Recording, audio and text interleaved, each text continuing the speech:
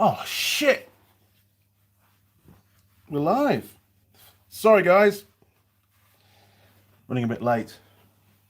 Hang on. Let me just try and refresh, see what's going on. I thought I was using the selfie camera. What a donkey. Behind the scenes at Andy Mechanic. Right, bear with me then, because we're a bit high. There we go. Is that level? Got to get right. Is that all right? Yeah, that'll work. Holy moly, welcome back to the Andy Mechanic YouTube channel. Back in the workshop Sunday morning, full of beans.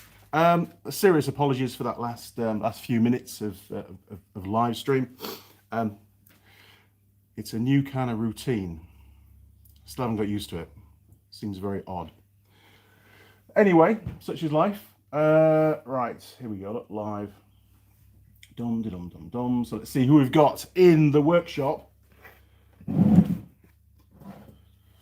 We have got Roger Heaps. Good morning, Roger. Welcome back, matey. And yes, it has been raining a little bit up here. We had lots and lots of rain in the workshop. Mrs. Mechanic was helping me yesterday. I'm going to show you what we did yesterday. She worked like a trooper all day long. Top last. The Giant Governor. Hello, Andy, from a very sad South Africa. I still haven't seen your email. I don't know where to send the spark tester. I'll have to check my spam folder. But it is in the car and it's ready to go as soon as I know where I'm sending it. Alan Cook, hiya. Good morning, Alan. Oh, we've set a date for Holly coming back. Alan will be very impressed. Have a little look. Right, calendar. Where was it? So, we should be filming on the 21st and 22nd of August. 22nd being a Sunday, so Holly will be joining in on the live stream that morning. Probably not right from the start. You know what Holly's like. She does like her sleep. But she'll be in on that live stream at some point, so put that on your calendar. Don't miss out. Get you another chance to ask Holly a few more questions of where she's been, what she's been up to, how her new job is, all that kind of stuff. Jim K, good morning, Jim. Great to have you on board, matey. Simply Diagnostics, Steve. Evening, Andy. Everyone caught you with your pants down then, mate. Honestly, I'm not very good with the old tech. That's not what I would really normally want to go out on the channel, to be fair. So if you wouldn't mind just keeping that under your hat. I don't want to see any stills from that out on Facebook or Instagram. Could kill my reputation, couldn't it? Simon Roll. Good morning, Simon. And of course, welcome back to the workshop. A privilege, sir, to have you here, as of course with Steve and all the other viewers that make the regular trip to the nearest screen possible and log into YouTube to watch me dribble on about different kinds of pies, their structural integrity, taste and all that kind of stuff, and of course other workshop stuff as well. It isn't all about the pies. Brendan Lee, Grant Mills. Hi, Andy. Good morning, Brendan. Great to have you on board, matey. Jim K, BRB. Oh, yeah. What does that mean? Steve went into work this morning. It was a glorious, it was glorious sunshine, and said, "Fook it," and been in the pub ever since. Hashtag Holly rocks. Man, that's a pretty good plan, to be honest. Straight to the pub for the day. Mate, I'd join you. I'd join you all day long. That sounds perfect. There were many afternoons and very late nights into the early mornings that I spent at pubs in Auckland when I was a lecturer. Sometimes I would say I'd cancel the afternoon lecture. I would give them work that they could do without needing me, be it at home or watch a video that I'd done and then answer some questions or whatever, so I could sloth off and head to my bar in Auckland. Well, it wasn't my bar, I wish it was, but it's not. It's called my bar, and it's down Durham Street East, I think it is. I know it's Durham Street East or West. It's on one of them. Asa, the bar manager, top bloke from Scotland, always has a pint ready for me when I get there. Really good guy. Now then, Mike Bazansky. Good day from Virginia. Balls hot here today. We've got weather warnings all over New Zealand at the moment. There's been tremendous levels of rain, unprecedented levels of rain in areas, the northern area of the South Island. Many of the roads are closed. There's lots and lots of landslips. Bridges are being threatened. Rivers are bursting the banks left, right, and centre. Lots of villages and houses have been evacuated. There really is some serious shit going on down the South Island. We did get some rain. It's working up north. We got a lot of rain here yesterday, and last night it was raining cats and dogs again. But there's a lot of problems in the South Island at the moment. Lots of flights cancelled. There was winds in Wellington up to 130 kilometres an hour, which is pretty quick. And in one place, they got, I think it was 630 millimetres or 670, I can't quite remember, but I'll go for the conservative measure, 630 millimetres of rain in 2 days. 630 millimetres of rain in 2 days. That's a lot of rain. I've never come across that amount of rain in 2 days. I wonder what it'd be like. The rivers would just instantly rise, wouldn't they? The roads would turn to rivers themselves. Anyway, I'm watching that space. I'm going to be in the South Island, I think, in about 3 weeks' time, so 3 or 4 weeks' time.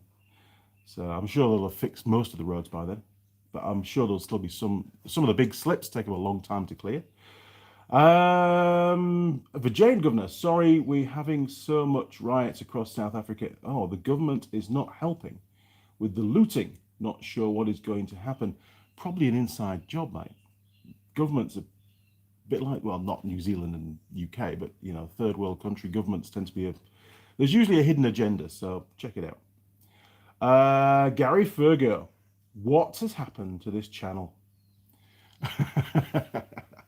Elaborate, Gary. I want to hear more about that. UK Weekend Workshop, BRB is be right back. Okay, copy that. Thank you. Over and out. But Roger D. Simon, it's been hot in the UK today. 25 degrees C at 2 p.m. 25 degrees. That's just a warm day for New Zealand. But it's bloody hot for England. I'd be sweating my nuts off if I was there now. Alan Cook, I've been to Blackpool for drone racing, and they're 30, and I came second out of 30. Good man. I did watch some drone racing at the ASB showground. I think it was the last Big Boys Toys before lockdown, because they haven't run it since. And man, those things fly. It was quite cool because they had a car on the track, and they had some drones up in the air, obviously. And the race was against the drones versus the car as well, which was very interesting. Obviously, the car, I don't know, the car seemed to be able to do the straights quicker, but it couldn't do the corners or something. It was pretty close, to be fair, and there was a big, there was quite a differential between. It was like opposites. One could do the corners well, and one could do the straights really well. So it was pretty close. Very interesting though. Good job, Alan. I hope you got a trophy for that. Thomas Thompson, hello from Kentucky, KY, USA. Sorry, I was thinking of something else then. Kentucky in the USA. Good morning, Thomas. Great to have you on board, mate. Now then, where the hell did I get to? Here we are. Look, Steve. Wow. Stay on the dry bits, mate. I know. Luckily, I've got a ute, but I'm not heading down there for a while, so it's not too bad. Gary Fergo. Very good. Simon. Gary Fergo, next week's stream is, hey, come on, Simon, we're not doing any of that. You could do that if you want. You've got your own channel. You could do your pink nails if you like. Have you still got them? Roger Heaps, what's the pie this week? Good call. We need to get the pie in the pie warmer. Right. So I was in a Squire's cafe. Squire's have cafes, I won't say all over New Zealand, but certainly a few of them in Auckland and the odd other place. And I spotted the fact that they did a steak and cheese pie. So, to camera, Andy, to camera. There was this one in the cabinet. Now, it was cold. And obviously, it still is cold. And I said, oh, I'd like to take one of your steak and cheese pies, please. I'm going to do a review on YouTube, on my YouTube channel. And the lady said, oh, well, actually, we don't sell them cold to be warmed up off-site. I said, oh, that's a terrible shame. I said, I'll be able to tell the whole world just how good your pies are. And then on the till, in fact, I took a photo. On the till, it had a little sign.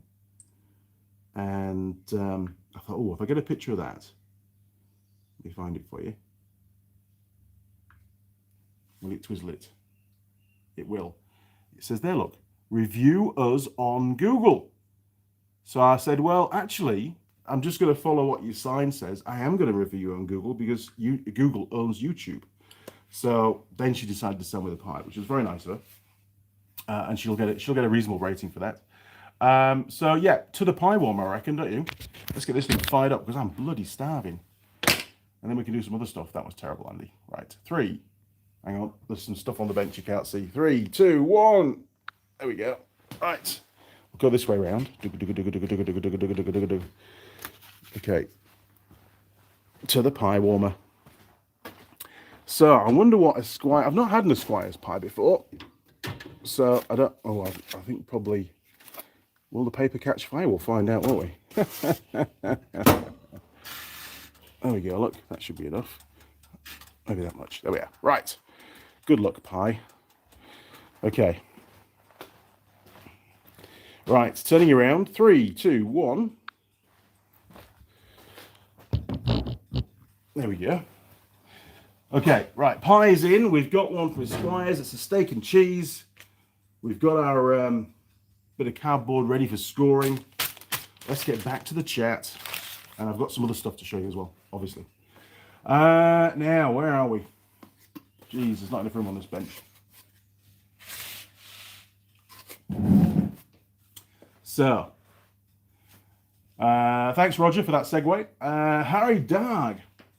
Man, I have missed you all so badly. Life has been busy. Had to fix my roof and all that stuff. Never thought I could be too busy for YouTube. Love you guys.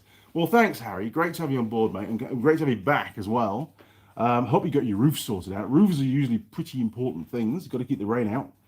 I mean, what happened? Did it just start leaking, or did something crash through it, or did it collapse, or what? Interesting to find out. Connor K. Connor is back in the workshop. Good morning, Connor. Hi, Andy and crew. I understand that the Grand Tour has a new episode coming at the end of the month. The world eagerly awaits. Yes, great comment there, Connor. It's called Lochdown, as in the Loch Ness Monster, or Loch, which is the Scottish word for lake. Lochdown, they're up in Scotland, obviously, where it was filmed, and very much looking forward to seeing it. Great to see the lads back together again.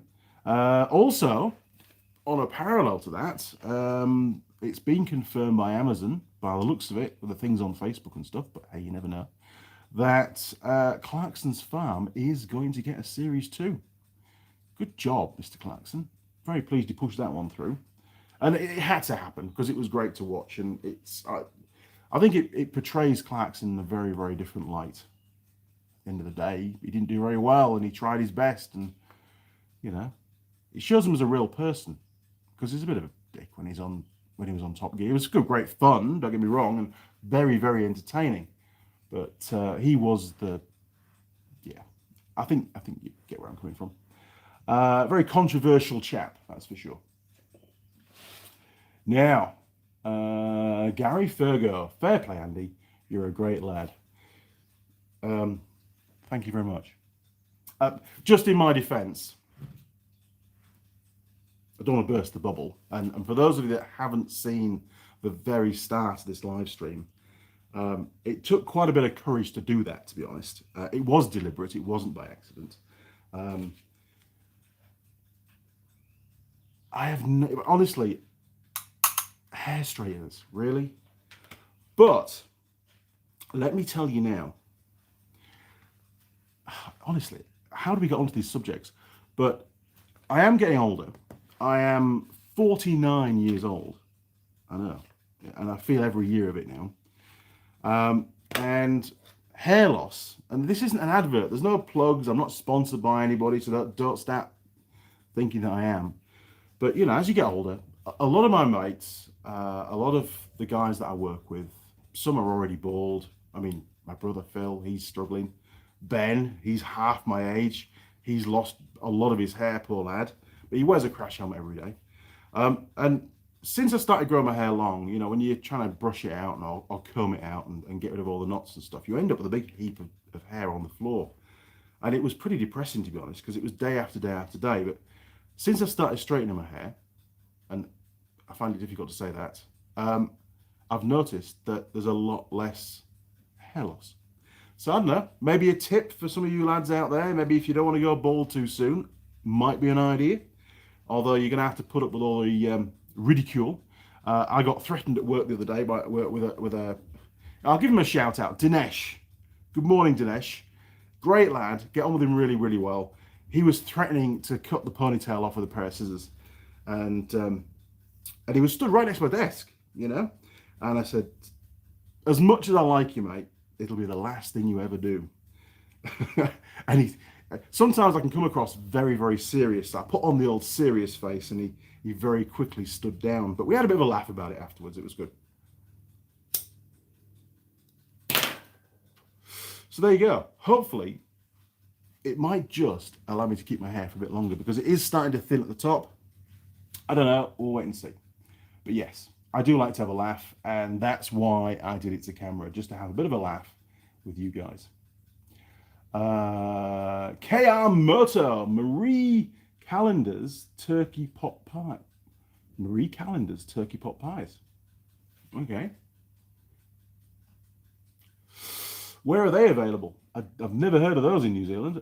Simon, no, the pink came off with the tar and the film remover. Trust you to find something automotive related to get the pink nail polish off. Good man. Simon, is that fencing on the hoist? It's not fencing. That is, we managed to smash out yesterday all of the last 16 kits for the front suspension braces that I've been making for some of the ROVs.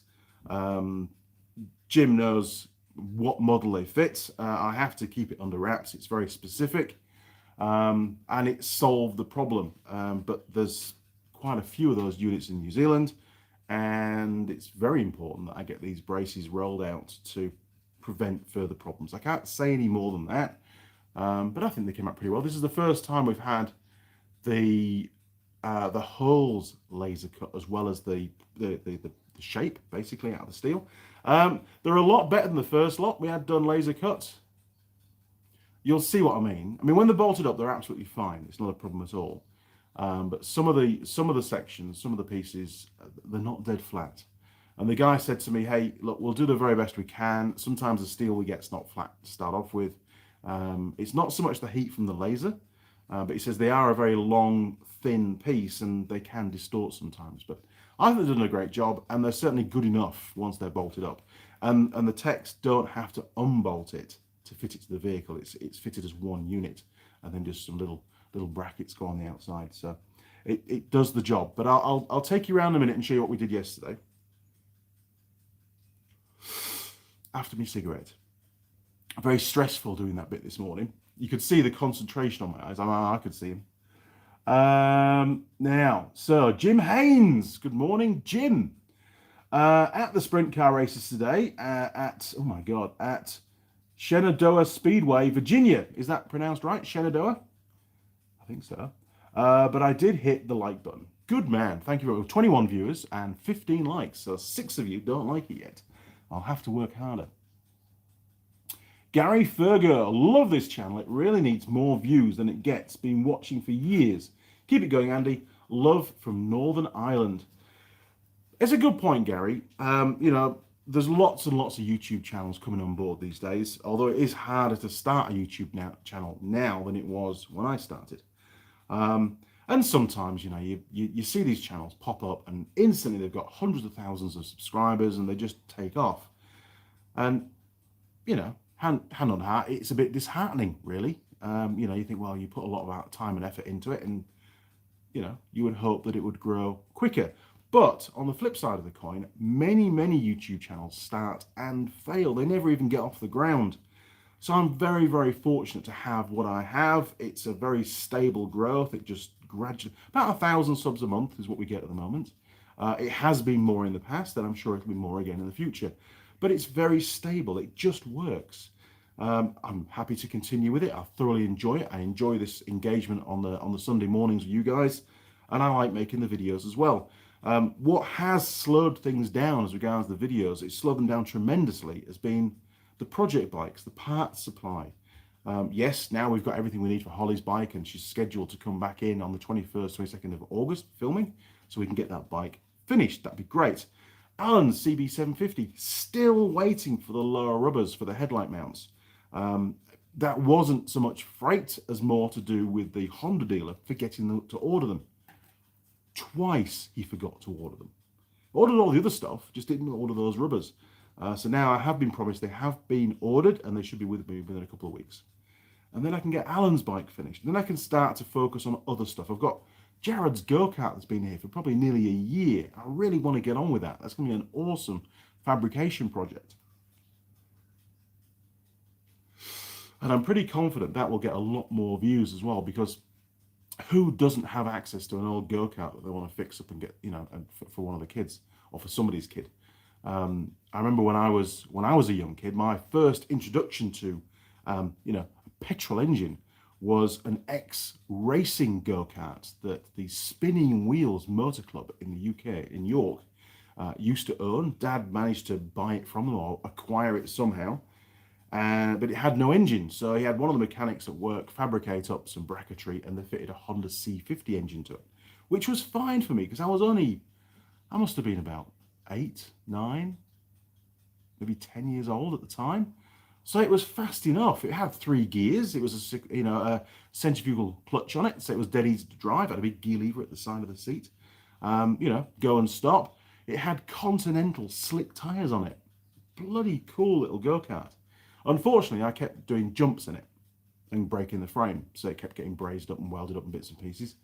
So I have a lot of fond memories of that go-kart.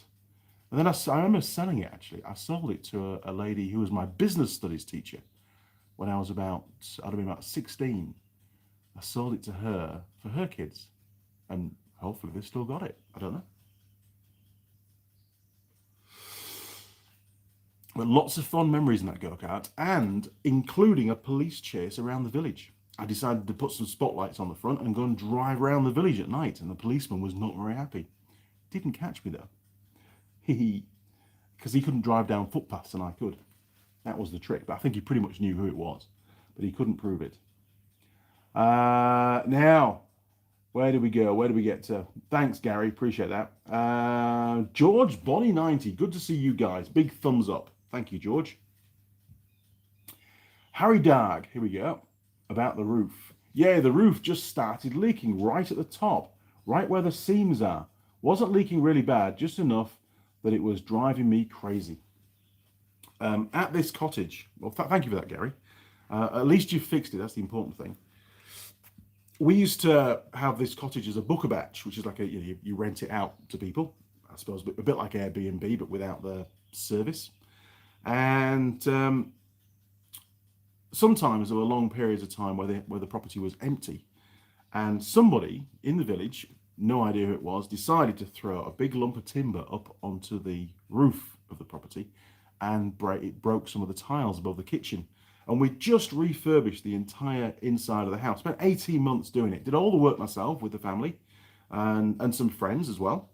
And we did a pretty damn good job, to be honest. And I think there is a video somewhere right in the early stages of the channel where we do a walk around the house. Actually, there is. If you delve right back in the archives, you'll find that. No idea what the title is. It's too long ago. But anyway, because there was some tiles broken, of course, the rain came on the inside, and it pretty much took out the ceiling in the kitchen, caused lots of damage to the walls. We were very, very upset, and we had no idea it had happened. So it'd been raining in for quite some time, and we came down and had a look and got, holy crap. So we got it patched up. It's not perfect, but it's good enough. It's still reasonably to be repainted, and I think I put a new.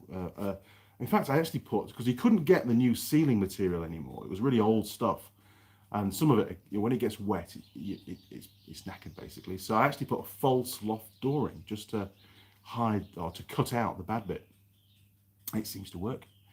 So yeah, I know all about rain coming on the inside of buildings. KR Motor, you're the same age as me, 49 years young. The Jane Governor, so we all 1972 models laugh out loud. Another one from 1972, obviously a good vintage. Mike Bazanski, oh no, yeah. Mike Bazanski, manscaping tips. Who knew? If it wasn't for that lass, I haven't got a card anymore. If it wasn't that lass down at that salon in Rolleston, south of Christchurch, I would never have been introduced to hair straighteners. It's much, constantly. It brings constant amusement in my own mind and the people I meet, because they sort of look at me and they go, your hair's very straight. It never used to be straight. Do you straighten it? Like, I do. And I feel guilty for doing it, but it seems to work. It's weird, isn't it? Anyway, enough about my ponytail. George Bonnie 90. My buddy uses Keeps. Hang on a minute. Uses Keeps for his hair and said it works great. Is Keeps a brand then? I've never heard of that. Or is that a typo? Tell me again, George. KR Moto, I will have to send you some pretty good.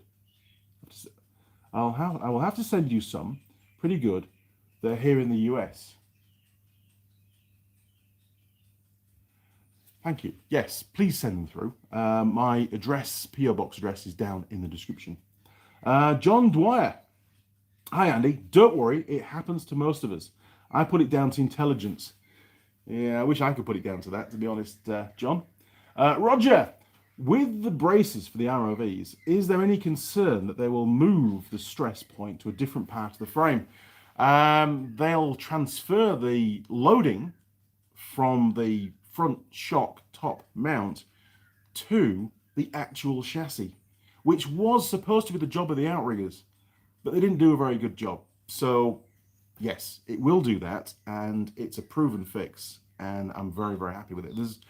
There is no way that these are going to break. And the frame, well, it has to be up to the job, because that's what the engineers intended. It's just that the outriggers were a little bit flimsy, should I say. The fault's fixed now, on later units, but on a small batch that came to New Zealand, of whatever brand it is, I can't tell you. You can work that out, but it does the job. Does the job very, very well. And there's no welding involved to fit them. It's just a bolt-in component.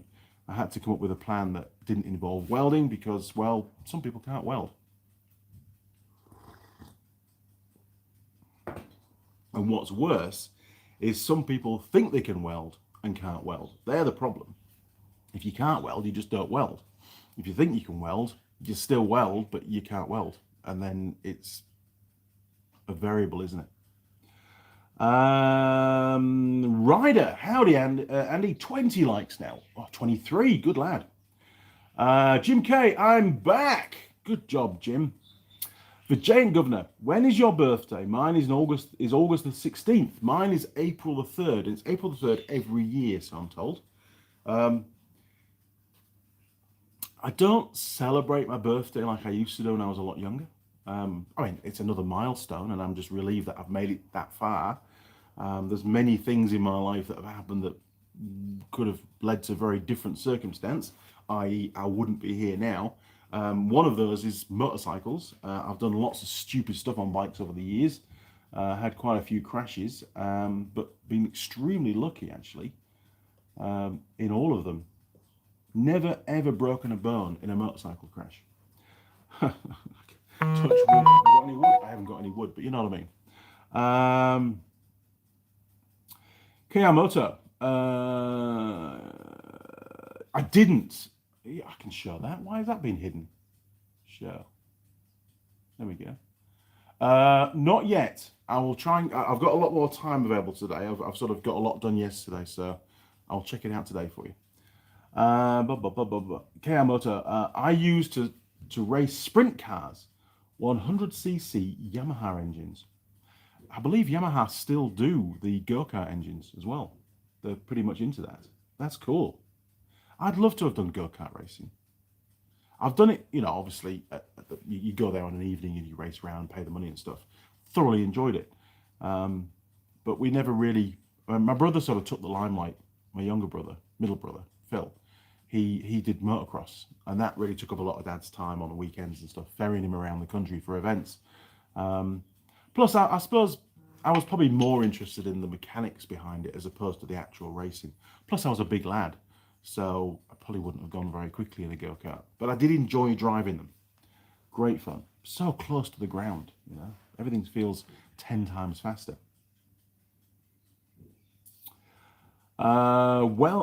Wesley Holmes. There's Esquire's Cafe near Leeds.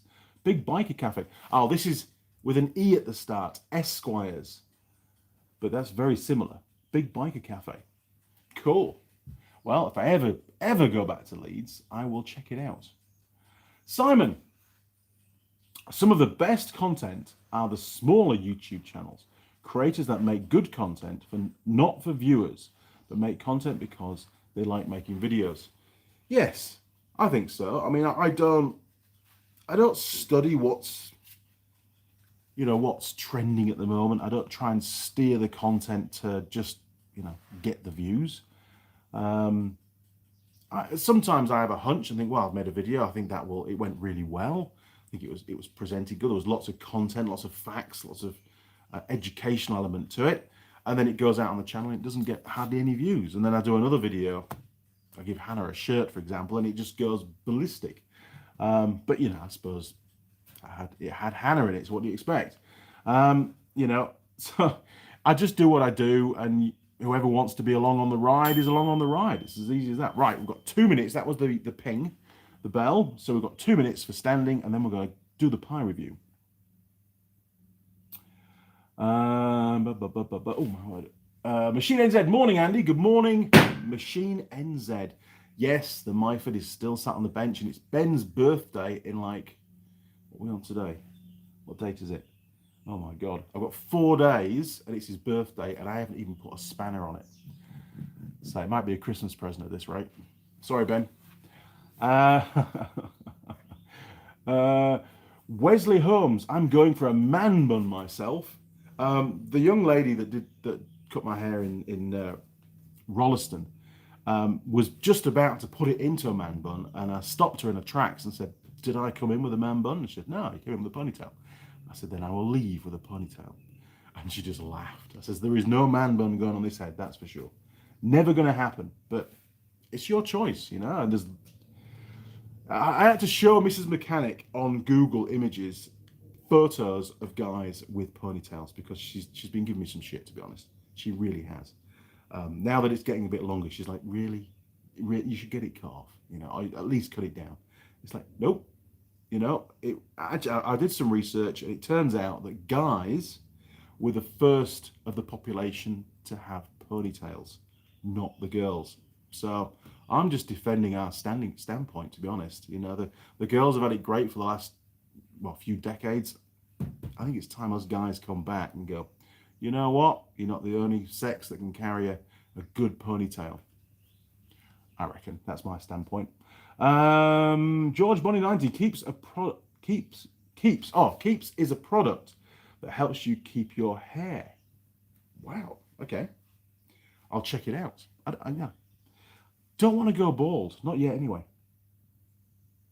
Wesley Holmes. That looks a beauty little workshop. It's good. It's the best workshop I have ever had, and I've put a lot of work into it. And obviously it's never finished. Your workshop never is because you're always moving stuff around. There's a lot of work to do under this main bench. It's full of crap, to be honest, and I need to organise it. I have a lot of these black plastic trays, or not plastic trays. They're all a set size. You can still buy them, and I want to put a lot of, put a frame in there where I can use them as drawers, basically, in storage. Because at the moment, it's just what we call in Yorkshire, it's wrangham that's under there. Very untidied, and when you want anything out of there, it takes bloody. You got to pull it all out to get what you want. It's a nightmare. For Jane Governor, yes, I already went for a heart bypass 5 years ago.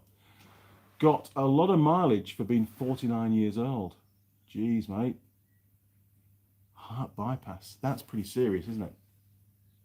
Well, you survived. Good job. Simon, now lawnmower looks fun. Do you mean lawnmower racing, Simon? That would be a laugh. They do lawnmower racing here in New Zealand, actually. I should get onto that. Sand one or S and one. Here from USA, I could not get the link to Tool Girl Lily's website to work. Cool that she has a website. Maybe she's taken it down. I haven't spoken to Lily for a long time. Maybe she's taken it down. I don't know why she would take it down, though. I mean, it certainly created her revenue stream. So, I mean, I don't know. If I hear from her, well, when I message her again, I'll ask her if she's still got it up or not. That seems strange. Or maybe it's just an old link. I don't know. I'll check it out. Thanks for that. Jim K. Andy, do you have time for a call later this morning? Yes, by all means. If you want to give me sort of half an hour, maybe an hour after the live stream is finished, then by all means, give me a call. John Dwyer, I'm proud of my ponytail. I've had it, grown it for 44 years. Good job, John. It's something that, for me now, is something that's going to stay. I've just got used to it. Whenever I'm at a junction at the road, a T-junction, and I've got to look left and look right, it always amuses me because it flicks out and it hits me on the ear, and it just makes me laugh. I mean, what's wrong with that? It's like, oh, yeah. It just reminds me it's still there, and it's just odd. It's something I'm not used to, so I'm sure it'll make me laugh for a lot longer yet. So yes, but I don't know how long to grow it, whether now's the ideal length or whether I just keep growing it. I mean, I'm probably going to keep growing it until it annoys the crap out of me, and then cut it back to whatever I decide, I suppose. Who knows? It's hair. It should just keep growing, shouldn't it? That's the plan. Simon, yes, lol. Lawnmower racing. The pie! Vijay, you're right. Let's go and grab the pie. Right, so I'll turn you around. 3, 2, 1. Here we go. Oh, I'll give you a quick sneak peek there. Look. Zoom. Right. Where is that pie? Because it's definitely breakfast time. It's a bit of a reach. Oh, we didn't catch fire. That's good. Now, the lady said to me, she said, if you're not going to cook it till Sunday morning, we need to put it in a fridge. And, well, I didn't have a fridge in the car, so it did spend, oh, God, I've got to do that. I did spend, it did spend a whole day in the car without being refrigerated till I got home. Well, a whole day, like about 9 hours. Right, turning you around again. I never thought I would see hair straighteners on my workshop bench. I'm sure you're the same. Okay, right. In fact, let me get rid of them because they're only going to fall on the floor, and they were not cheap.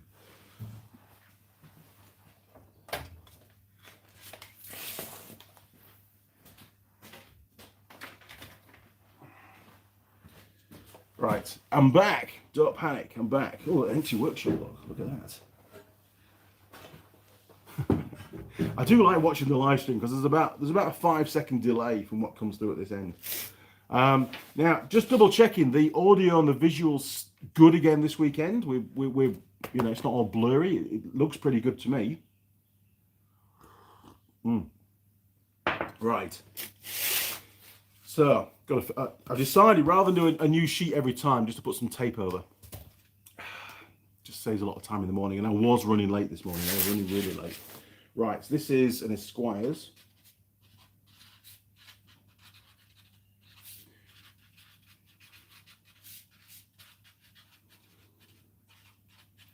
Now, obviously I didn't get the weight, so hang on. 197 grams, I reckon.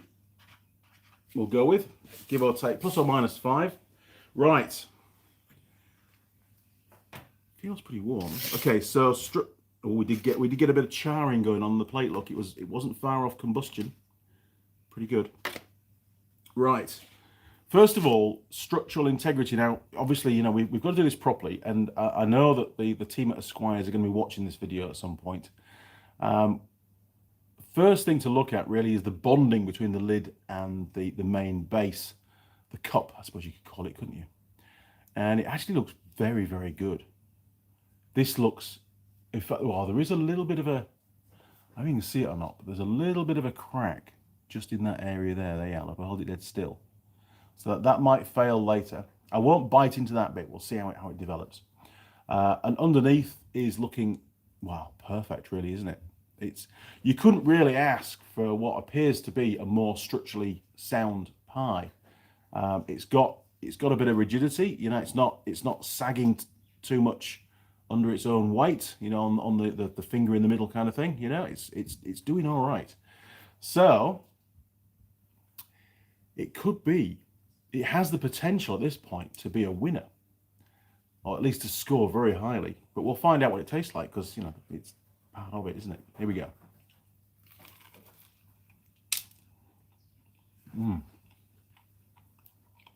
Perfect temperature. Oh, that's pretty good. And the meat looks actually quite good quality. I can see a bit of cheese in there. It's not mince, it's steak. It's got some decent chunks, but we'll report back on that a bit more shortly. So, one more bite, I think. What's it like for structure now? We've compromised it. There is a little bit of sag in the middle there, like you see. We've got the weight on the single finger, but it's doing all right actually. And I did pay for this, by the way.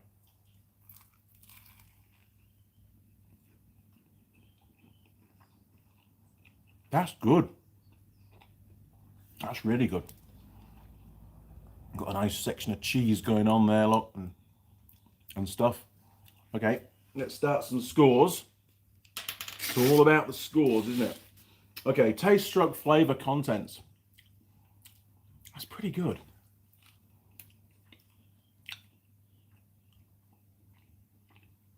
Nice chunk of meat. I like that. I'm going to give that an 8.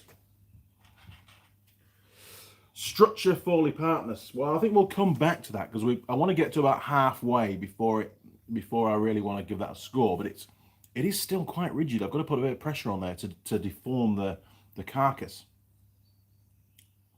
Pretty good. Okay, runnability test. We could do that now. So I'm just going to put it to a 45-degree angle, and we'll see if anything falls out. Nothing's moving at the moment. Oh, that's pretty good, actually. You could, you know, the way things are going, you could definitely eat this while you're driving. That's a bonus. Runnability, I'm going to give that a 10. Nothing moved at all. It was brilliant. Meat quality. Okay, another bite. I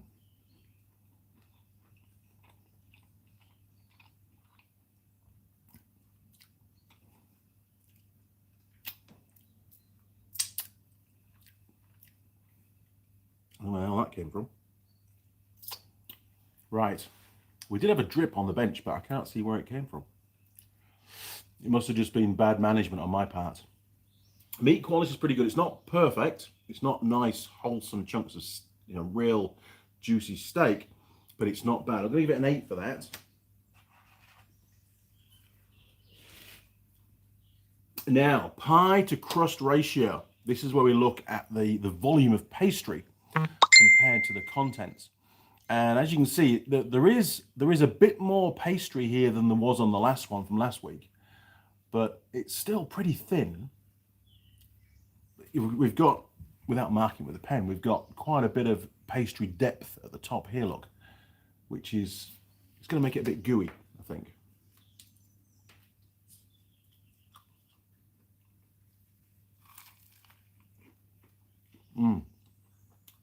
Cheese is nice. cheese doesn't taste processed, you know. Okay, so pie to crust ratio. It is quite chunky around here. Obviously, it's got good sealing properties at that point because there's a bit of volume, a bit of section to the actual pastry. It's not too thin. So engineering is always a compromise, isn't it? But it is, although saying that, it is cooked. It is quite crunchy. It's not, nearly. It's not gooey. So I'm going to give that an 8. I thought it was pretty good, actually. Right, I'm going to go in again because we are, in fact, it's starting to crumb up. We're getting bits of flaky pastry falling off, which will be onto your driver's seat if you were eating this on the move. And we are starting now to get a little bit of runnability. I don't even see the movement on there. We've got a bit of flow. Very, very slow flow, but it could catch you out if you were busy talking to somebody or, you know, maybe having to go past a policeman and hide the pie. And we've got a little bit of starting to break up on this seam down here as well, which could lead to a major pie catastrophe on that one. Good meat though. Really good meat, tasty.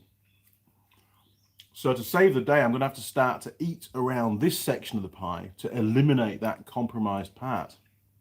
Otherwise, we could get a burst through and end up with some liquid cheese dribbling down onto our trousers, which you and I both know that's not going to come out at a petrol station. That's going to be a bad look for the whole day, isn't it?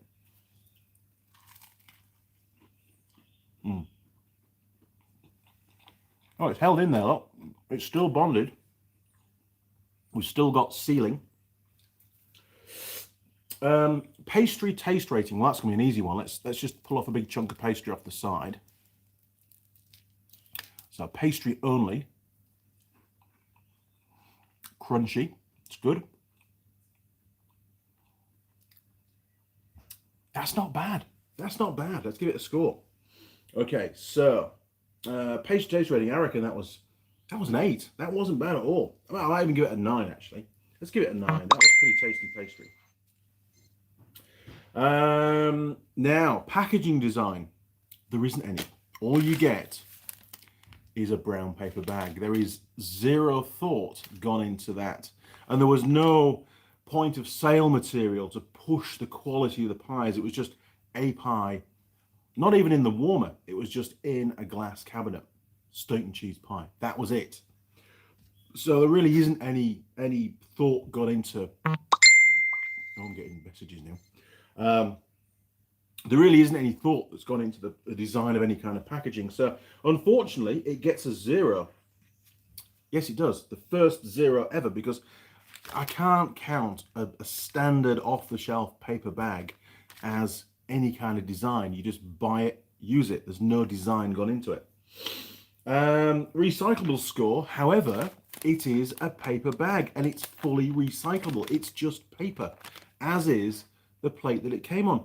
So it gets a 10. Why not? Because it can be recycled. So a bit of a bounce back on the scores there.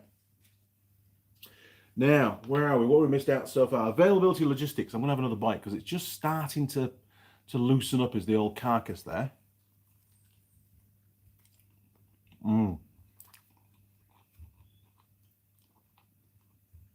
It tastes good.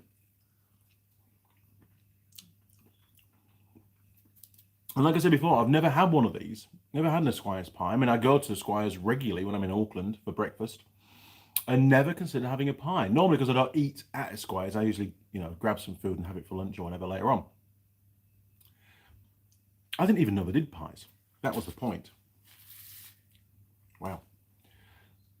Good job. Looking good, eh? Still got some warmth to it. Thermal retention of this pie is really good. It's not overwarm in the workshop. It's not freezing cold like it has been, but it's not warm.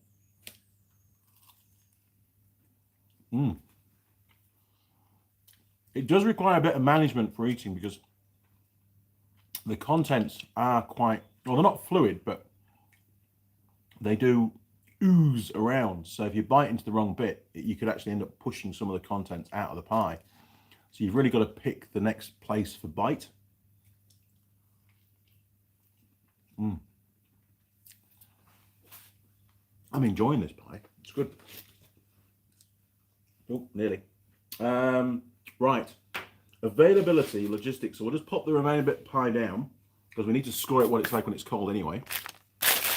We'll get rid of that. We'll get rid of the plate. I'll just close the pen up. Okay, let's take a look and see if we can find anything. Hang on, I'm turning you around. Useless. Okay, let's see if we can find on here how many Esquires there are. So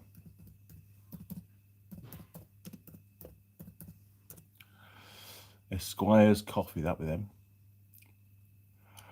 Right. Our coffee, because that's what they're known for. They have a drive-through coffee thing going on. Not that I've ever used it though. Jared does, he uses it every day. Locations, that was what we want to hear, isn't it? So I'm assuming that this is an Esquires specific pie. Oops. Well, that's not a good look, is it? What's going on there? Let's do a refresh.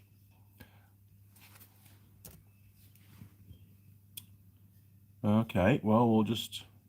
Can I search? Well, I don't know. They've got stores in Auckland. Okay, well, let's just do... We can't go from the map then. So we've got Auckland, East Tamaki, Manukau, Manukau, Westfield, Moore. So there's only 2 in Auckland. Mercer and the Boundary next to Kmart. So there's 4 in Auckland. Bay of Plenty, they've got 1. 1 in New Plymouth, 1 in Wellington.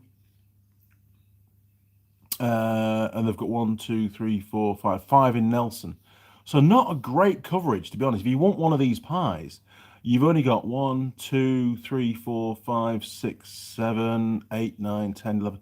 Only 12 outlets across New Zealand. That's not great, is it? So 12 outlets.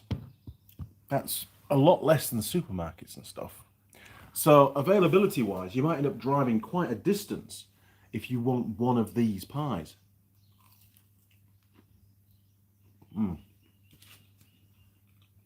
So availability, 12 sites in New Zealand, better than 1 site in New Zealand, but still not particularly good. I'm feeling about maybe a 3. No mention that you can order it online. Oh, order online. You're right. Hang on. That's probably just for coffee, though. Find a store. Could try that one again.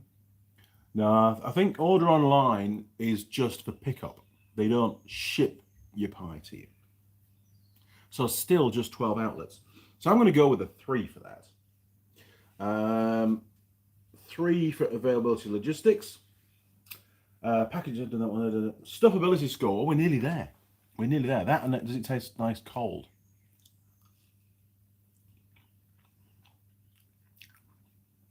I do find that with this particular pie, the cheese is quite adhesive. It bonds to my moustache.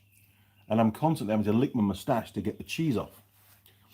And I did actually trim the old moustache recently, so it's not a moustache problem. It's more of a pie or a cheese type problem, I would say.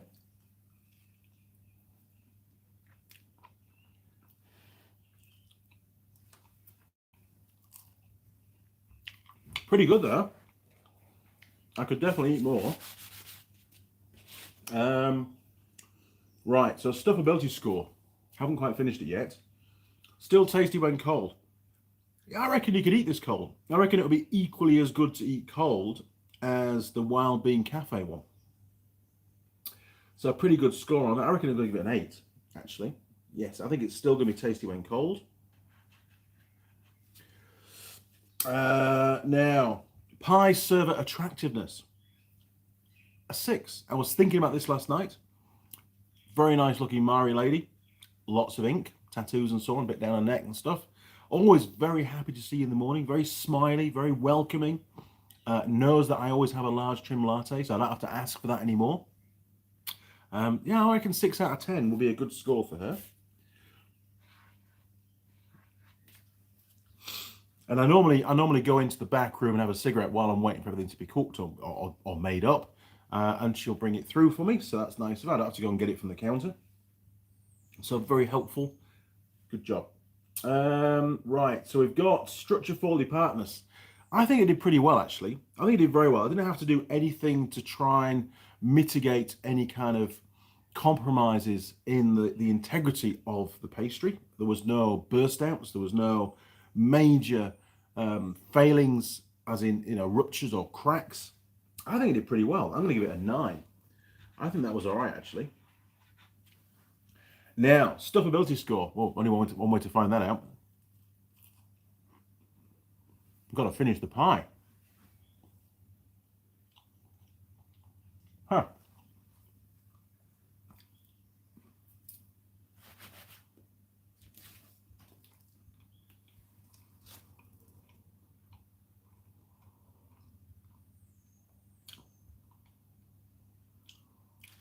Bit dry on the last swallow though.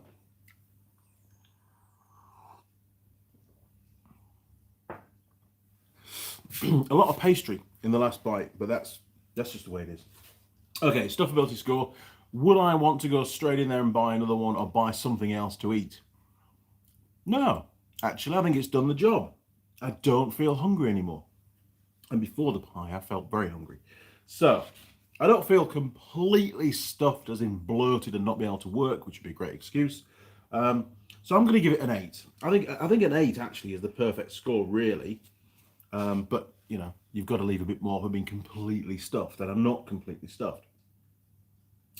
Now, post-heartburn factor. There haven't been any burps.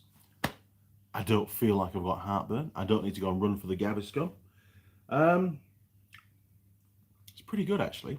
I mean, I always, reserve the right to change this particular score, in a couple of hours' time if I start to have issues, but at the moment, very, very good. I'm going to give it a 9. Because we had a burp. I could feel that one coming. So we had one burp, so it's lost a point, so we're down to 9. Okay, we need to add these scores up, so you can help me on this. Right, turn you round. Get you set up somehow. Golly gosh, there we go, look. That'll work. Right, so we've got 8 and 9, 17, 27, 35, 43, 46, 55, 63, 63, 73, 82, 90, 96. Tell me if I'm wrong. God, I lost my voice there. Tell me if I'm wrong. 96 is the score, which I think is a pretty good score, actually. Right, so we get our little strip of magnetic-y magic. So, Esquires.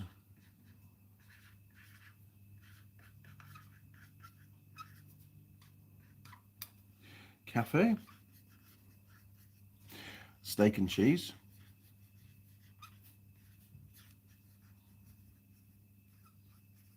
$96. Right. Let's go and put that on the wall and see where it ends up.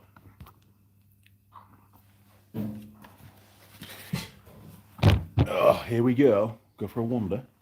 96. Oh, look, there's already a gap. Brilliant. So, second on the leaderboard. Still didn't beat the Wild Bean Cafe, though. But it has beaten Irvine Steak and Cheese, Dad's Pie Steak and Cheese at 89, Oxford Pies at 88, Bake Shack at 84, Mrs. Max at 83, and of course, Tail End Charlie, Big Ben Steak and Cheese, and Bacon XXL, 64. Very poor score there. Look at that. We're getting there, aren't we? Pretty good. Right, back to the bench.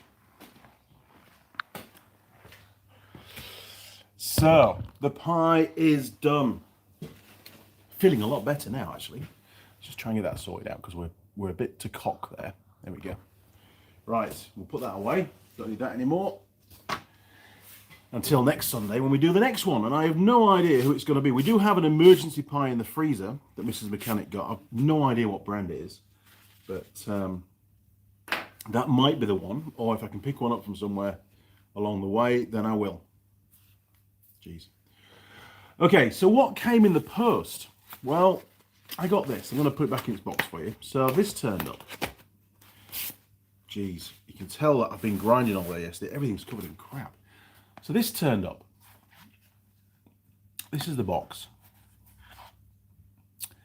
It's a solar interaction wall lamp, 4-sided illumination, 3 lighting modes.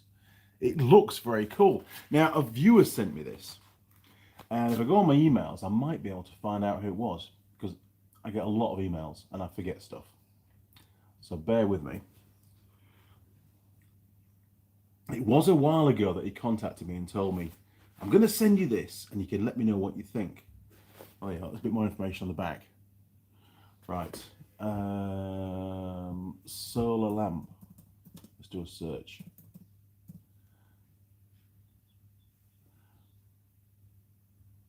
Oh, here we go, look. Right. I think this is the one. Solar Max. Hey Andy, the 2 sets of Solar Maxes have been shipped out and received. Okay, so this is the fact sheet. I'm going to open that up. Download. And then we can read all about it. Now, they're not a sponsor of the channel. He just sent me them through saying, hey, let us know what you think to it. Now, obviously, I've not put them up yet. I'd like to put them up. Well, if they're solar, they've got to be outside, haven't they? Duh. So they should be waterproof. One thing that I struggle with at the moment is I've built the carport. It still gets dark quite early here at this time of year. And as you can see in the workshop, there's no motorcycles. And this is normally absolutely packed with quad bikes and motorcycles. Normally, on an evening. So I have all those to bring back in at the end of every day and take them all out in the morning. Morning's not too bad, it's normally light, but on an evening it's pitch black. So I have to take Torchy outside and put him somewhere so I can see what I'm doing. So maybe I'm going to mount these, one on the end of the on the side of the workshop and one on the end of the carport to light the garden up, which is where the bikes are. And hopefully they'll come on and give me some light rather than having to use Torchy. They'll just be automatic, which will be great. So the fact sheet says, and we can read it together if you want. Here we go. I'll turn you around. Try and get you as close as I can. There you go. Look, that's about as close as I can get. So we can zoom in a bit. High quality ABS material, durable for outdoor long-term use. PIR motion sensor from 3 to 5 meters, 120 degrees sensor range, IP65 water resistant, long working hours, up to 8 hours. It must have a good battery inside it. Powered by solar energy and it's wireless. Super bright, 100 or 180 LED lights, eye protection, flicker free, no radiation, 3-step installation. 270 degrees wide angle light dispersion, 3 light modes. Wow, it sounds very complicated. Oh, I see. It just gives you little comments on there. Right, we don't need the comments. Kids friendly. Look at that, you see. I like that. Okay, well, we'll find out what's in the box. Jeez. Sort the camera out, Andy. There we go. Look, right. Okay, so going in, and obviously you've seen one of them on the thumbnail anyway, but I only pulled it out for the thumbnail. Oh, we've got some other stuff in here. Hang on. Bear with me. So there's 2 lights. I'll just show you one because they're both the same. We've got some screws that came with it and some destructions. Destructions are good. Let's see what the destructions say. So, user guide, solar motion light. Motion light. Is it going to be in English or is it going to be in something that resembles English? Power switch. Oh, you may as well see that. There you go, look. That kills the white balance, doesn't it? Big time.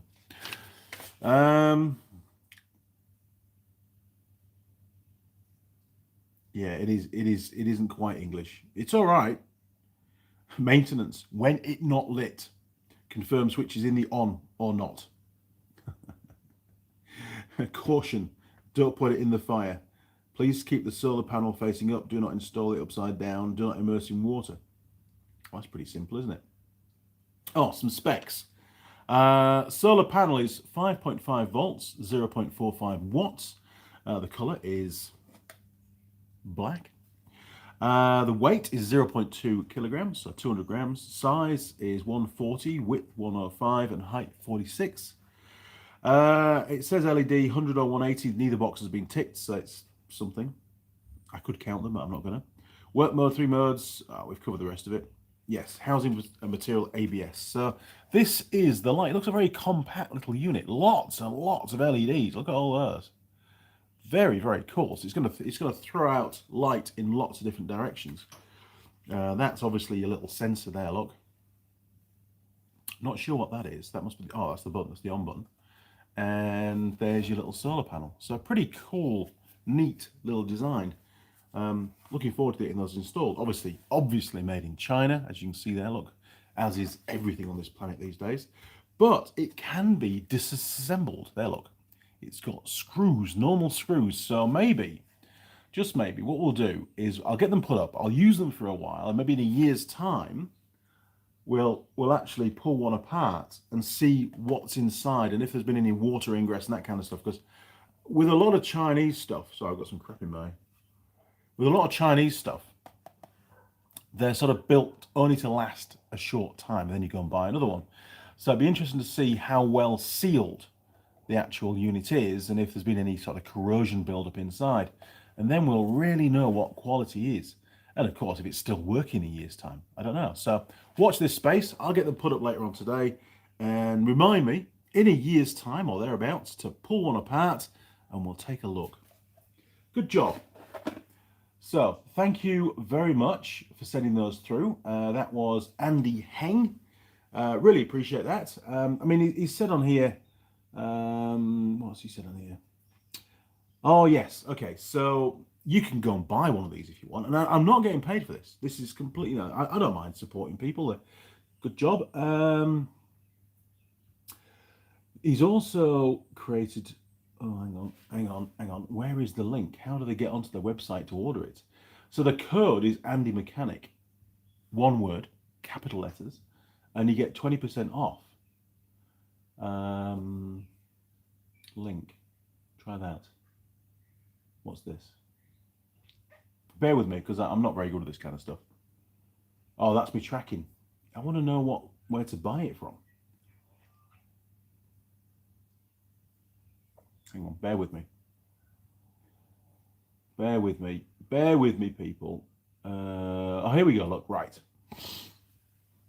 If you go on to www.autobaylight.com, that's one word, autobaylight.com, you'll find the light on there. If you decide you want one, then just put in the code Andy Mechanic. I get nothing from this.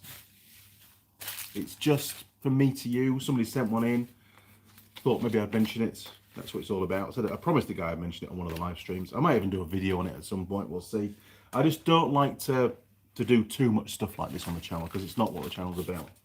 But yeah, it's all good. Right, back to the live stream, because I need another cigarette. Holy crap! Hang on, how many comments?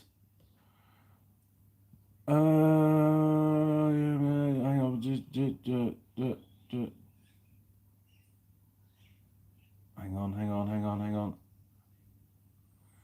Oh my God! Right, Gary, going back a bit now. 9:01, and we're on. What time is it now? Jeez, comment from half an hour ago. Oh God, I ramble on so much.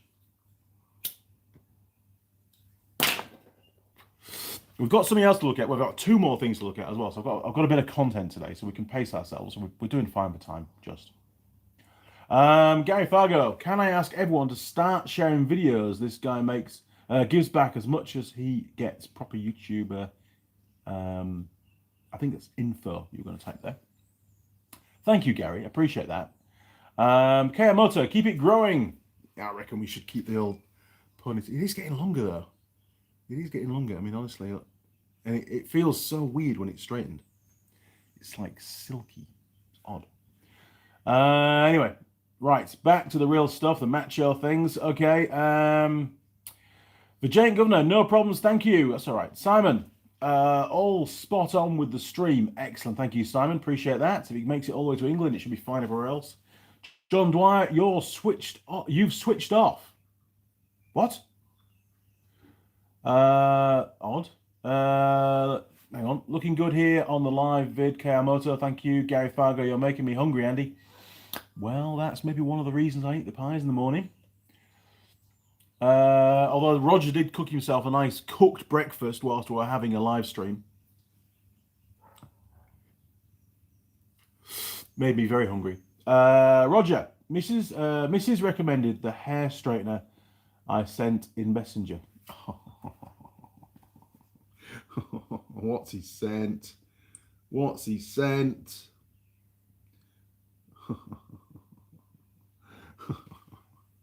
Silver bullet. That could be something completely different, couldn't it? Silver bullet hybrid ceramic and ionic straightener brush. Oh my word. A straightener brush. That looks very complicated to me.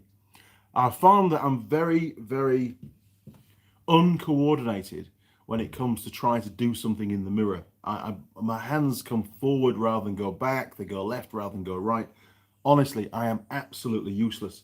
But the brand that I went for, and Mrs. Mechanic's going to be really jealous, and she's bound to want to borrow them, is a company called Cloud9. And they weren't cheap, but they're bloody, well, okay, I can't compare them to any others, but they seem to work as expected and very quick. They heat up quickly and they seem to be made of good quality. No, I'm not going to do a product review on hair straighteners on the Andy Mechanic YouTube channel. There's plenty of other channels out there for that kind of stuff if that's what you want to do. But they seem to work and I'm happy with them. And no, I've not dropped them yet. And no, I don't want to drop them. If I drop them and they break, I'll be very, very upset because they were not cheap. So thank you for that, Roger. Appreciate it. I don't know. I've already got some. I really aren't going to buy another pair, I don't think. John Dwyer, is the cheese stuck to the lid? Is the cheese stuck to the lid? Oh, on the pie?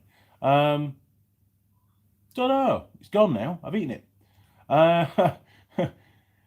Simon, are you going to get Holly a pie or her breakfast for her breakfast next Sunday? It's not next Sunday. It's it's August the 21st, 22nd we're filming. So the 22nd is a Sunday. So 22nd of August is going to be the Holly live stream. So yes, I'll make sure she could do the pie review. That'd be fair, wouldn't it? She could do the pie review, not me. That'd be interesting. She likes pies. John Dwyer, good for recycling though. Yes. Wesley Holmes. There used to be a belting pie shop in Stalebride near Manchester. Used to go there with my dad in his wagon. Good times. It's amazing how many good pie shops there are around and how they, you know, they sort of bring back those memories. You know, the taste of something brings back memories, like a smell. You know, it's that's good to know. Wesley Holmes, not had a steak and kidney pudding from the chippy for a while. Well, there you go. Now you should have one. Jim K, what temperature do you warm your pies at? It doesn't do temperature. It just sort of does on. But you can select the bottom heating element and the top. I don't use the top because I find it burns the top of the pies, which we found out on one of the live streams when I first started using it.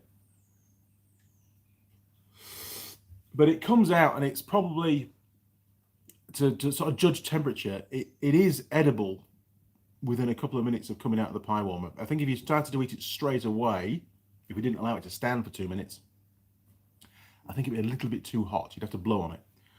So it doesn't come out red hot. It probably comes out at about, I don't know, 60 degrees, 70 degrees, something like that. Maybe. It's not over hot. Wesley Holmes, that's got to be 10 out of 10 for packing. George Bonnie 90, would you buy that pie again? Yes, George, I would definitely buy that pie again. And I probably will, actually, now that I know how good they are. Wesley Holmes, I need to go to New Zealand. You do. Many people need to come to New Zealand, including Steve and Simon. Simon should get himself here as well. That'll be a laugh. Right, hang on. I've just jumped one. Right, hang on. Bear with me. Connor. I sure could go for a steak and cheese pie. Unfortunately, they are not really a thing in Portugal. A Philly cheese steak sandwich would be great as well. I do like those. John Dwyer, Mrs. Miggins pies. Mrs. Miggins pies. Mrs. Miggins pies. Okay, bear with me. I'll open another thingy. Mrs. Miggins pies.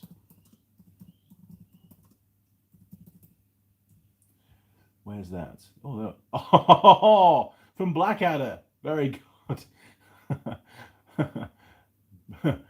Mrs. Miggins is a reoccurring character in the third series of Blackadder, played by Helen Atkinson Wood, as a jolly, half-sharp, middle-aged woman. Oh, yes. I remember her. I do like Blackadder. I've got some of the box sets actually somewhere on DVD. Rowan Atkinson is a top bloke. He really is. Right, back to the live stream. Here we are.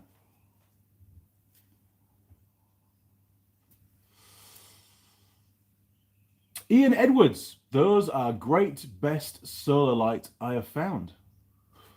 Definitely worth a try. I'm looking forward to seeing how they perform and also to see how well sealed up they are. I think that's an important thing because it doesn't matter how good a product is if it's going to corrode internally and fail at some point in the future, especially in the near future, then what's the point? If it survives a good few years, then it's worth the money, I think. Although I have no idea what they cost. I was sent them for free. I've not even looked on their website. I don't know. That's for you to find out if you're interested. Daz, Stuff did an article on these. Really? Hang on. Sorry. Stuff did an article of best pie shops, bakeries in New Zealand. Maybe on your next road trip, you could video the best pie shops in New Zealand and rate them. Geez, I think it's going to be a long-term project. Is this? I can't just jump in the truck and do a tour of New Zealand pie shops. I have to integrate it into my normal travels, unfortunately, which means maybe only one, possibly two, maybe one a week, maybe two a week at the very most, over lunch or morning tea or something. But those will probably be videos as opposed to live streams. But we'll see how things go. I mean, it's an adventure that we're all going to go on. And on the bike trip in December on the DR200 that we're doing top of the North Island to the bottom of the South Island, we'll definitely be stopping at some pie shops along the way, and we'll be doing some reviews on that for sure. Good idea though, Daz. We will do that. Simon, if you have two of them lights,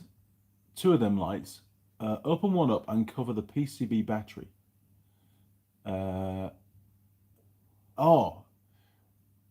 Cover the PCB batteries with hot melt glue.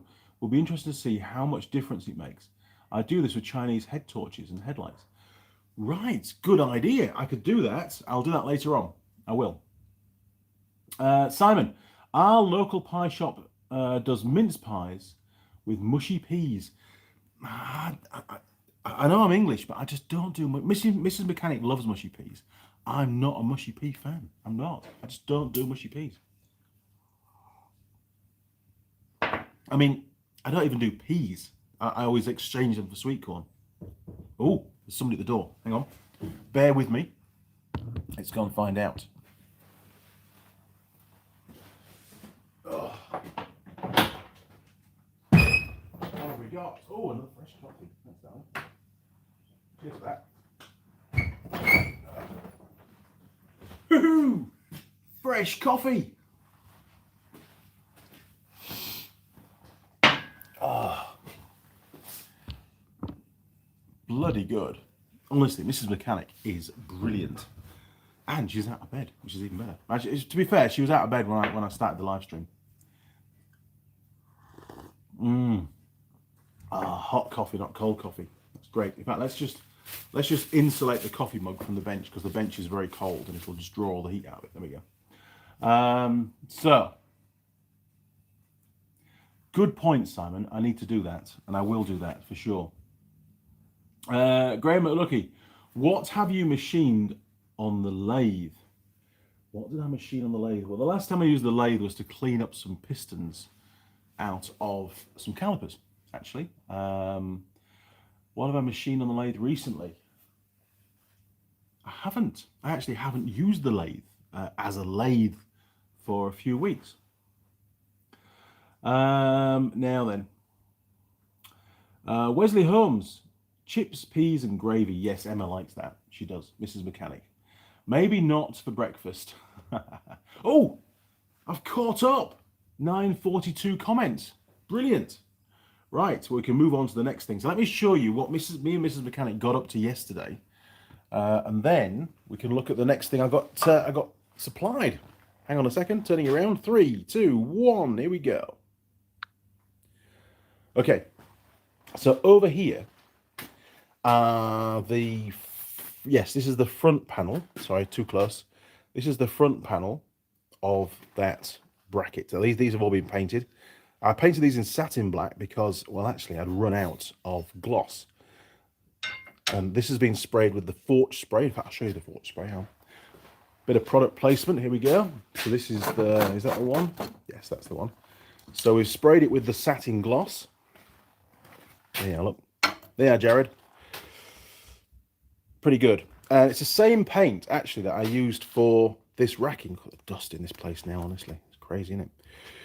But yeah, all that still hanging out really well, doing a good job. Very happy with it. We did notice, actually, if we look along the racking, just changing our subject, it doesn't look too bad, actually. But when you look at it from over here, there seems to be it might just be an illusion. I'll have to measure it, but it does look like with the weight, and that cupboard is absolutely full of quite heavy stuff, there is actually a little bit of sagging now where that cupboard is. Just maybe by 2 or 3 mil to my eye anyway. So I'm going to need to put a jack, pull the roll cabs out and put a jack under there, jack it up, and then I can adjust the screws, because I made the brackets adjustable. Under there, look, can you, there, look, here we are. Just under there, there's some bolt. In fact, hang on. That one was loose. That one's obviously tight. Yeah, so I can actually crank those up, and it'll change the angle of the bracket to compensate for the additional weight and get rid of that sagging, because it's getting pretty close to the old roll cab. In fact, see, look, the gap there is smaller, I think, than the gap there. So I think it is, just to say, starting to sag a little bit. So it needs a little bit of adjustment. Adjustable shelves, can't go wrong, can you? Anyway, back to these. I do digress. So yes, they came out very, very well. We had enough paint, had a bit of paint left over. So happy with that. And then the other end, the rear plate, because it has 2, they were the last things to get sprayed last night. So that's what's on the hoist. These haven't moved since last night. But they came out really well, I think. Should do the trick. And we were in a bit of a rush. And the old Forge paint dries really, really quick. So we managed to get everything sprayed up in one day and cleaned in one day. And there's some more bits somewhere. Hang on. Yeah, there we go. Look.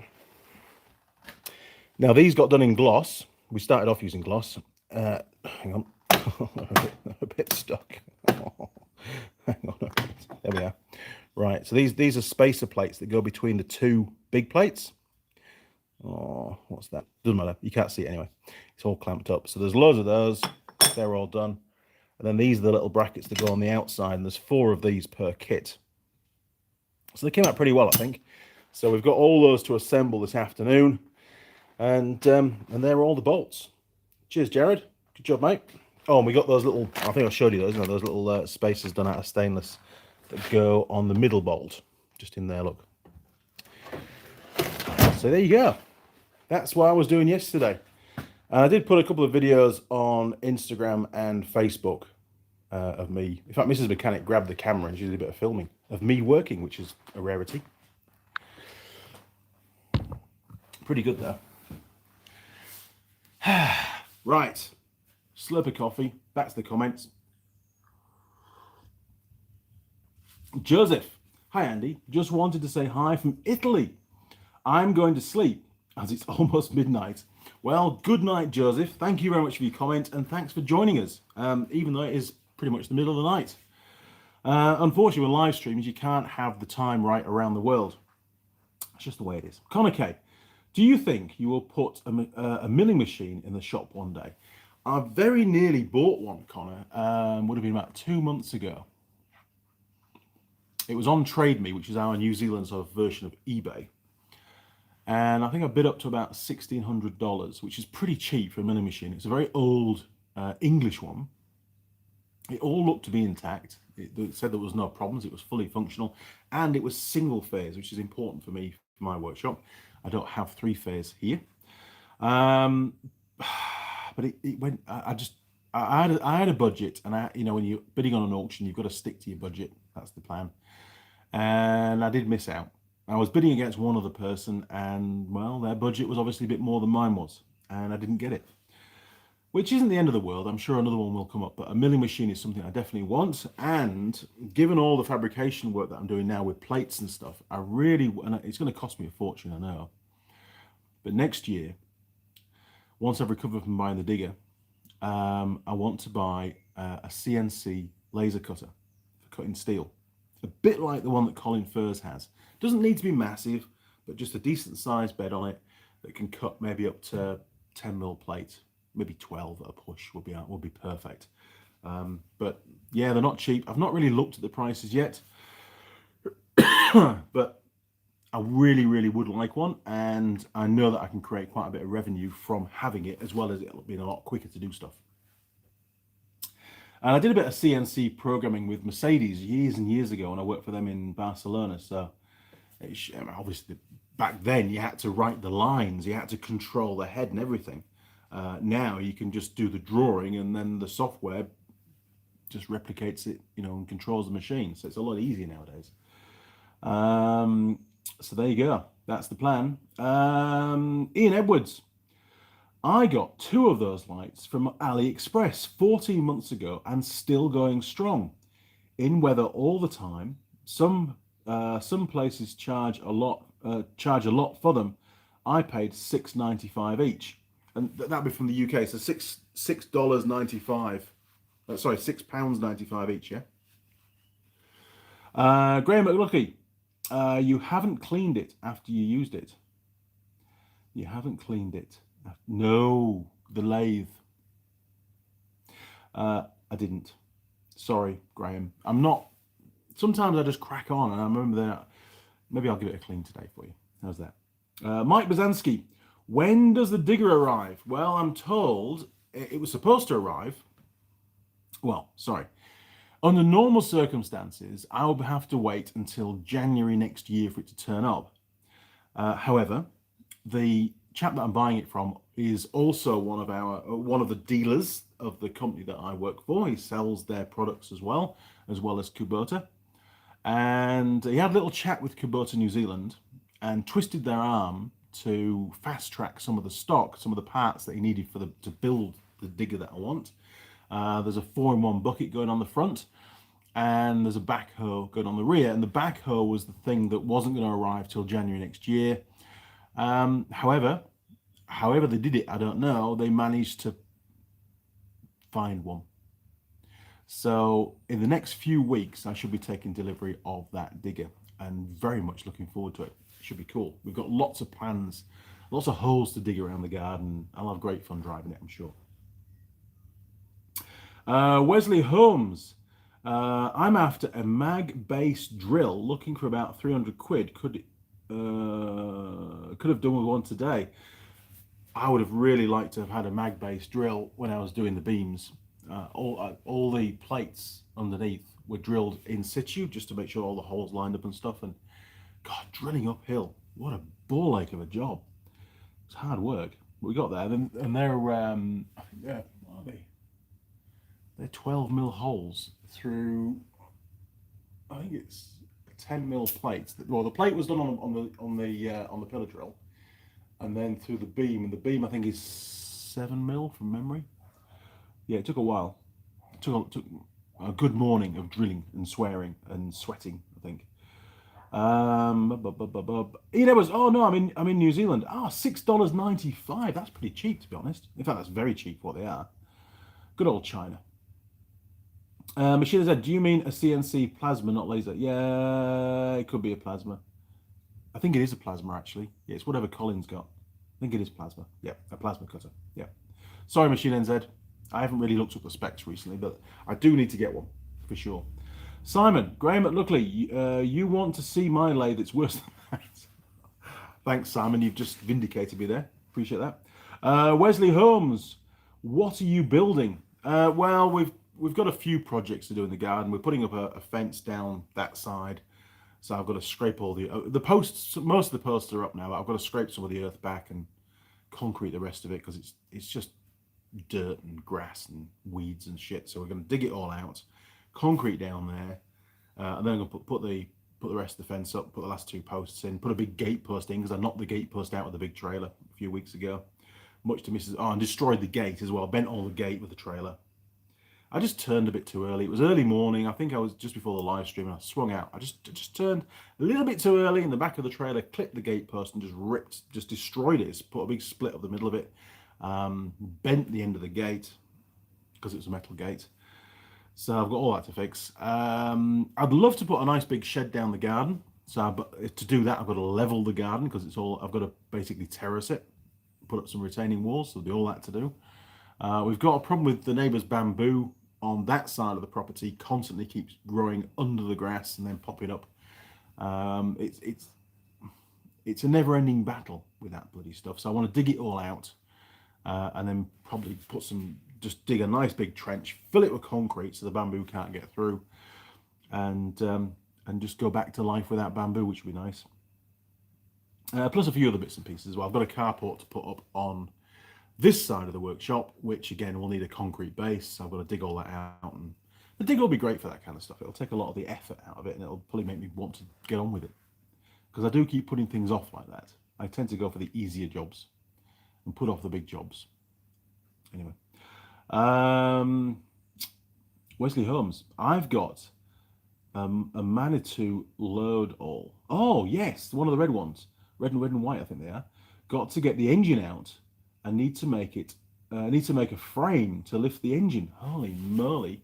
So obviously some engine work to do on that. That won't be a small engine either. Wow, good job. So I've got one more thing to show you. We're already running over time, but that's fine.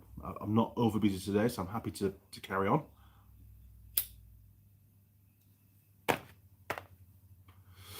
Now, many months ago, I was talking to Jared at Forge about jumper cables, jump leads, we call them in England. And I've looked around New Zealand, and I think I showed you my old ones that I think I found them in a car that I bought, or got given the car. And they were pretty shit, to be honest. The crocodile clips on them were so flimsy, you could actually bend the jaws with your fingers. So obviously, whenever you're using them, they would just bend and they were just crap. And then obviously the cable weight as well, the amount of copper in the cables was woefully poor. Okay for doing the motorcycle stuff, but not really any good for car use. I used to have a set of jumper cables in the UK that I bought. I think they were Durite ones. They were bloody good. Nice and long, big, thick, heavy cables, almost like a commercial sort of truck kind of jumper cable. And well, like an idiot, I left them behind. I wish I'd brought them with me. They cost me quite a bit. And Jared said, we do jumper cables. So he said, I haven't got any in stock. They're in Germany, but Forge do jumper cables. Would you like me to get you some? I'll get you a price. So he got me a price, and I said, look, I'm not too concerned about what they cost. I just want a really, really good set. And finally, months and months later, they turned up. And Jared said, hey, they finally landed. I'll get them out to you. So these are the jumper cables. Yes, I know, it's just a bag. I'm going to pull them out of the bag. But they're all in German, is the spec, so I have no idea what's going on. Made in Germany, by the way. And somehow I can open the bag. Oh, there's a zip. Right, let's have a look. So, judging by this, the part number from Forge is that, if you want any. There you go. Look, I'm sure you can get Fortune in the UK as well. You should be able to. Bloody hell, these are monstrous. These are about the same as what I had in England, actually. But the ones in England, we used them all the time because we had so many four-wheel drives, and they were always, well, they were always failing on the batteries and stuff. But look at those. Proper kit. Now, what I do with my jumper cables, I always tape the black to the red, but they've got proper little grippers in there, look, with some nice, what looks like a, is it brass? What it is? But it's good and strong. It's not just reliant on the actual folded crocodile clip. It's actually got some inserts as well to give it a really good purchase. And the spring is ridiculously strong. Excellent stuff. I like those. And they're good and long as well. And the cable, I'll just show you the cable spec. If you can read it. You should be able to get that from there, shouldn't you? There you go. Look, can you read that? That's the cable specs. So it is a CU K-Bell, spelt with K at the start, A-B-E-L, obviously German, 35 millimeters squared, on 1121, which is a bit weird because we're not there yet. It's made in Germany. Yeah, cool. I wonder if I can get to the, yes, there we are, look. So you can see in there, that's the actual cable coming through. So it looks pretty substantial. And exactly what I need. Judging by the size of that crimp, the vast majority of the cable is actually copper with only a thin insulator. A lot of the cheaper, so I've found here in New Zealand at least, a lot of the cheaper jumper cables use a very thick insulation, but the actual copper content is tiny on the inside.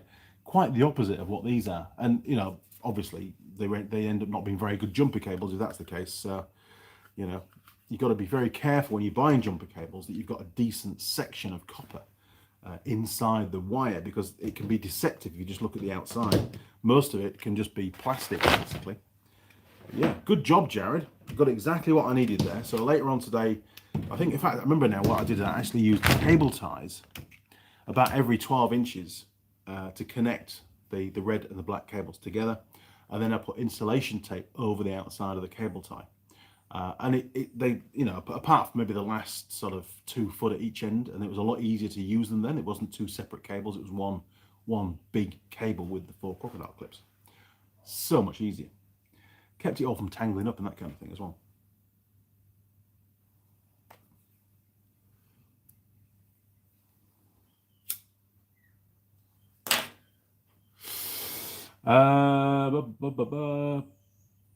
Connor, have you looked at water jet cutters as an alternative to plasma cutters?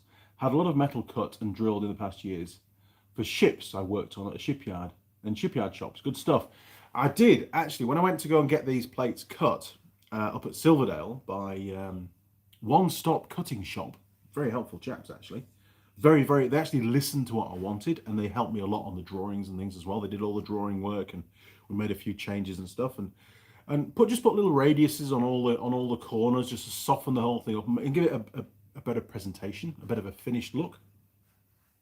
And then they did all the hole marking as well, and they cut out all the holes, so I just had to do the final drill, which saved a lot of time in drilling. So a big shout out to them, thank you for that. And I said to them, you know, water cut, and they said, oh well, the finish isn't as good on water cut. The only reason why I was going down the water cut route is because I wanted the steel to stay cool and not bend, which was one of the big issues when we last had them. Laser, well, it was a laser cut. So they said, no, for this application, you're a lot better off using the laser cut rather than the water. And they showed me some samples of water cutting, and it was quite rough on the edges. So I agreed. I says, look, you know, if that's what you recommend, we'll go with that. And I was a bit skeptical, but, you know, they turned out brilliantly. And the finish on the laser cut is absolutely phenomenal. In fact, I might have one to show you. Hang on.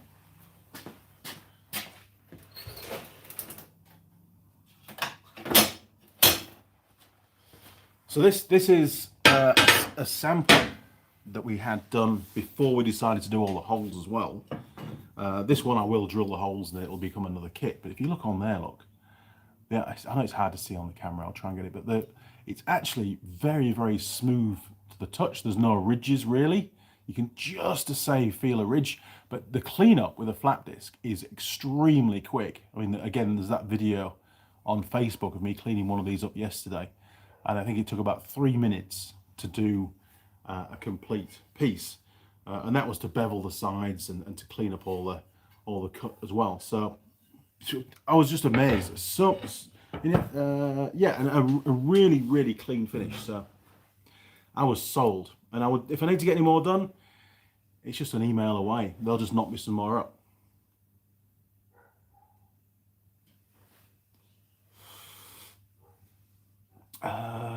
Simon, a good set of jumper leads will last you a lifetime, worth every penny. I agree.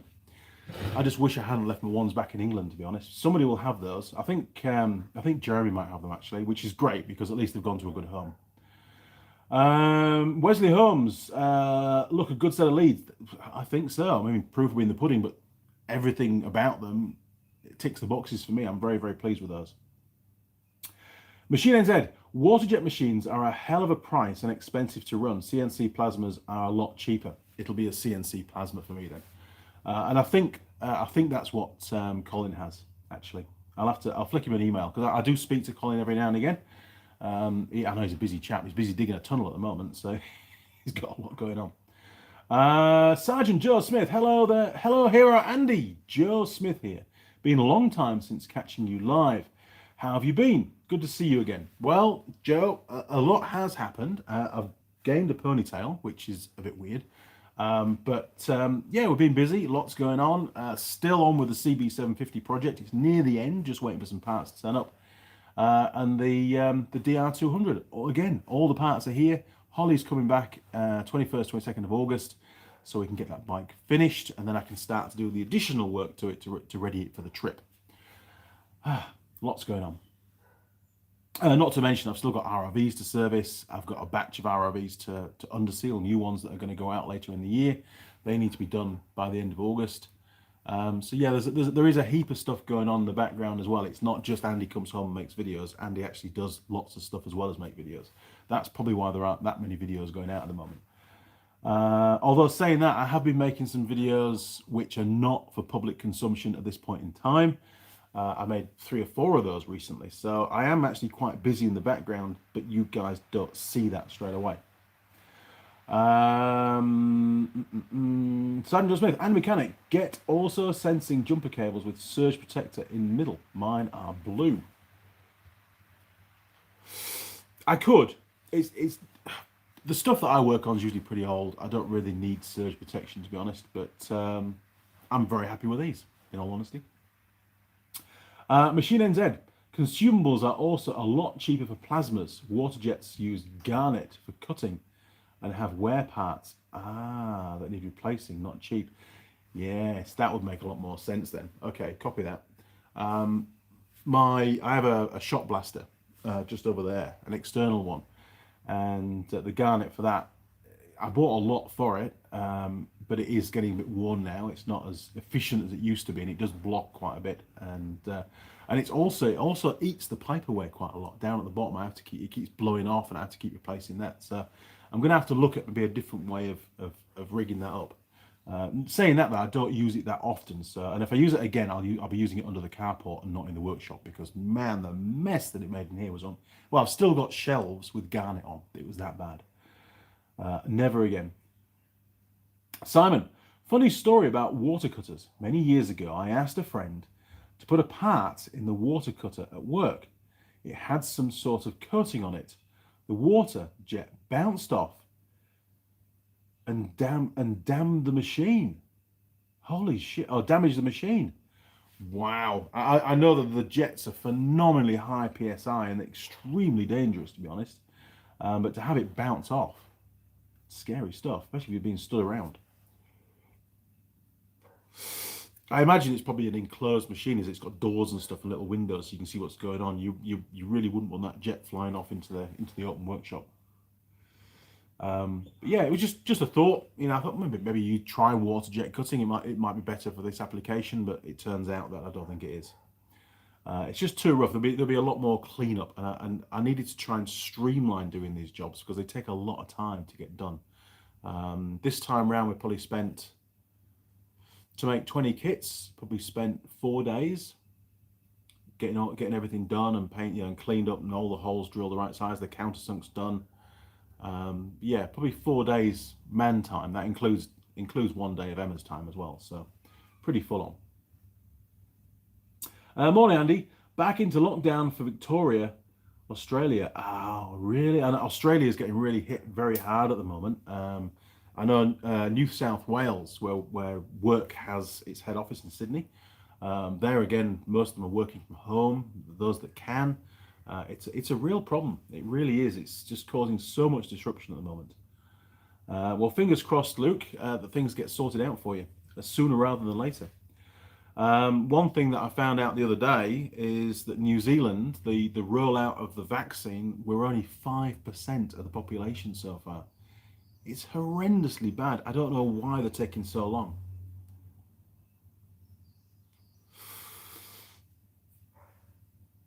Wesley Holmes, I didn't like grinding in my workshop. Leaves a right mess. I spent all day yesterday cleaning up those plates. It wasn't too bad. The bench was a bit grubby, and there's some more dust over on the shelves again. But you're right. If you're doing a lot of grinding, a lot of steel cutting with slick discs and stuff, it creates a lot of dust in the workshop. The Giant, South Africa is in lockdown as well. Jeez. Simon Roll, you're up to 80% done with the vaccine in the UK. That is phenomenal. Well done, crew. I mean, obviously, I think what they call herd immunity now should have stepped in at that kind of percentage, from what I understand. So things are looking really good for the UK. Fingers crossed these variants in the virus don't cause new flare-ups and things. That's a big worry for New Zealand because we're so far behind when it comes to the rollout of the vaccine. It really poses quite a significant threat. From what I understand, I'm not a professional, but you hear it on the news nearly every day, so you pick up stuff. The Giant, I need to move out of South Africa. I think you do, to be honest, but you're probably not going to be able to do that for a while. Roger Heaps, surprised this government hasn't banned you smoking on Livestream yet. Jeez, maybe. I might get a letter from Jacinda. Connor K, just learned a hell of a lot about water jet cutters this evening. That's what I like about this group of guys who know how to let out a clutch without stalling or damaging U-bolts. Cheers, everyone. It's just a relaxed little chat, and I learn a lot from it every Sunday, and we just share the knowledge. It's just experiences. It's what we've come across, and it's helpful to other people. Not everybody, but it is helpful to some people, and that's what it's all about. Okay, well, I tell you what, we've covered everything. I've finished my cigarette. I think, really, we're pretty much at the end of the live stream. Very strange live stream. It started off extremely strange. I'm sure I'm going to get some really weird comments further down the line for those that watch this live stream after it's been live.